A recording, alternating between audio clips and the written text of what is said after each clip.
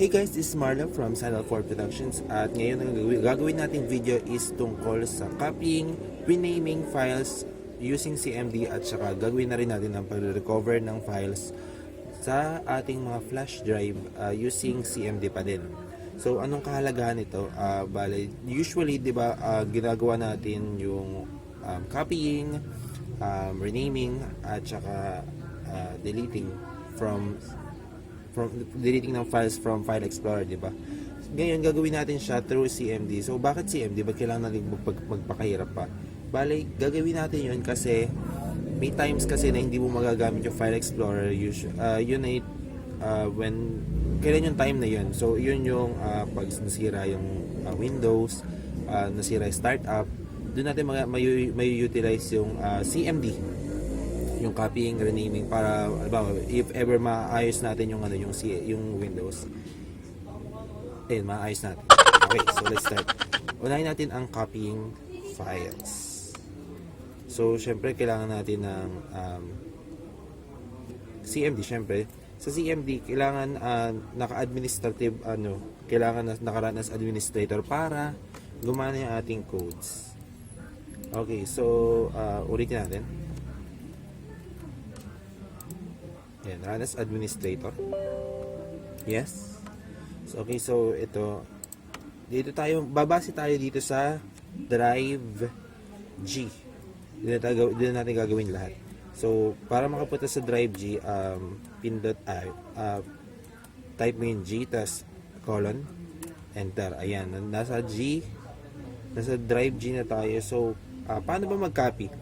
So, ang gagawin natin ay ito yung syntax nung copy. Copy, tas file name, tapos yung direct kung saan yung target location mo.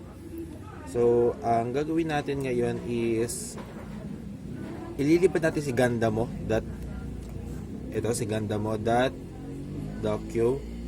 docx. Ililipat natin siya doon sa copy. Tingnan natin muna laman ng copy. Walang laman yung copy, di ba? Okay, so lilipat natin yung ganda mo. Hindi man lilipat, i-copy natin yung ganda mo .docu to copy folder. So copy pangalan nung file name gandamo.docx, tapos space yung target location ng file kung saan mo i-copy. So sa copy g./copy folder. Okay, let's copy 1, 2, 3. Yan. So makikita nyo successful yung ating code. Sabi of one file copy. So check natin. Ayun, no, nag-copy yung gandamo.doc sa copy folder. Okay, next rename. So, renaming file. Ito naman ang syntax ng rename file. So, yun ay from ren. Kuya Ren, joke. Ren, yan, R-E-N. Tapos, i-rename natin si Gandamo. Try natin. Rename natin. Gandamo, i-rename natin ng ganda ka. Rename natin, rename Gandamo. So, ang syntax ito is REN space file name, yung file name na yung target file name mo, tas yung tas space, tas yung mismong i-rename mong yung name na i-replace mo doon sa dating file. So, ito na. Ren gandamo.docx, tapos space, ilalagay mo dito yung bagong file name. So, ang lalagay natin is ganda ka. Okay, gandaka.docs. Gandaka.docx. Tapos, press enter. 1, 2, 3. So, paano natin malalaman kung nag-confirm? Kung naging successful yung ating doc. Tingnan natin kung na-rename nga siya. So, tingnan natin. Refresh natin. 1, 2, 3. Hala! Naging ganda mo, naging ganda ka. Ito na agad. Tapos, ito naman. para naman, ito na yung pinakamahalagang part, para ma-retrieve natin ang mga, ang tawag dito?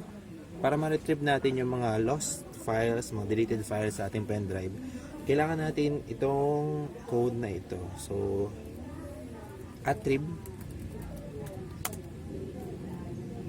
space -r -s -h /s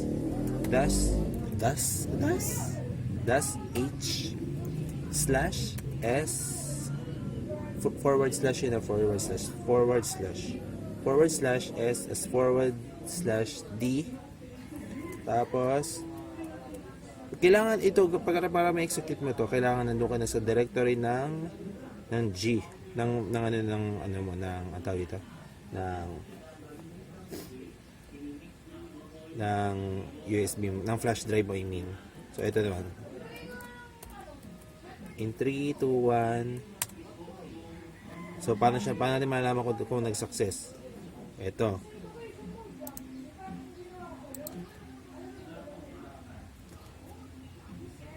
o diba, bongga. Dito pala yung mga files na ito. Oh my god, kanino kaya itong pendrive na to? So ayun lang guys, that's it for today's video. I hope may natutunan kayo sa tutorial video ito. See you on the next vlog. Bye.